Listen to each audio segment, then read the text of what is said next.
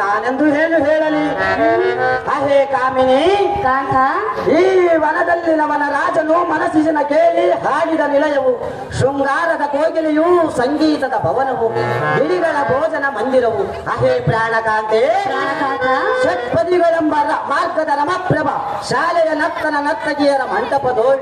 ಅಹೇ ಪ್ರಾಣಕಾಂತೆ ಪ್ರಾಣವಲ್ಲಭ, ಇಂಥ ಉತ್ತಮವಾದ ಸ್ಥಳದೋಳ್ ಸ್ವಲ್ಪ ಕಾಲ ವಿನೋದತ್ವವಾಗಿ ಲತ್ತದ ಆಟವನ್ನು ಹಾಡೋಣ ಬಾಸಗಿ ಸುಪ್ರಾಂಸಮುಖಿ. ನೀನು ಇಚ್ಛೆಯಂತೆ ಆಗಲಿ ಕಾಂತ.